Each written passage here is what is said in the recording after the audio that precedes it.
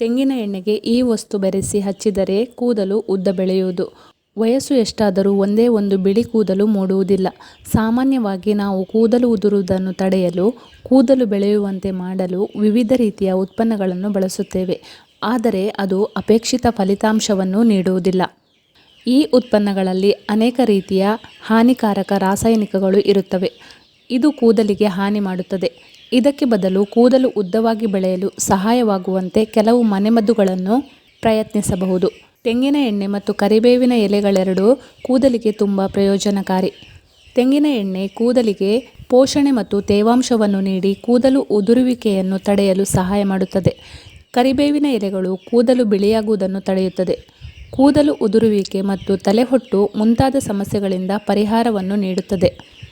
ಕರಿಬೇವಿನ ಎಲೆಗಳನ್ನು ತೆಂಗಿನ ಎಣ್ಣೆಯೊಂದಿಗೆ ಬೆರೆಸಿ ಕೂದಲಿಗೆ ಹಚ್ಚಿದರೆ ಕೆಲವೇ ದಿನಗಳಲ್ಲಿ ಉದ್ದ, ಕಪ್ಪು ಮತ್ತು ದಪ್ಪ ಕೂದಲು ನಿಮ್ಮದಾಗುತ್ತದೆ. ತೆಂಗಿನ ಎಣ್ಣೆಯನ್ನು ಬಾಣಲೆಯಲ್ಲಿ ಬಿಸಿ ಮಾಡಿ, ಈಗ ಅದಕ್ಕೆ ಕರಿಬೇವಿನ ಸೊಪ್ಪು ಹಾಕಿ ಎಣ್ಣೆಯ ಬಣ್ಣ ಕಪ್ಪಾಗುವವರೆಗೆ ಕುದಿಸಿ. ಎಣ್ಣೆಯ ಬಣ್ಣ ಬದಲಾದಾಗ ಅದನ್ನು ಫಿಲ್ಟರ್ ಮಾಡಿ ಮತ್ತು ತಣ್ಣಗಾಗಲು ಬಿಡಿ.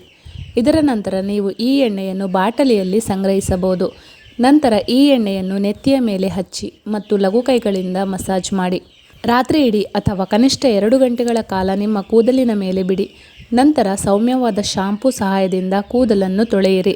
ವಾರಕ್ಕೆ 2 ಬಾರಿಯಾದರೂ ಈ ಎಣ್ಣೆಯನ್ನು ಹಚ್ಚುವುದರಿಂದ ಕೂದಲು ಬೇಗನೆ ಉದ್ದವಾಗಿ ಬೆಳೆಯುತ್ತದೆ.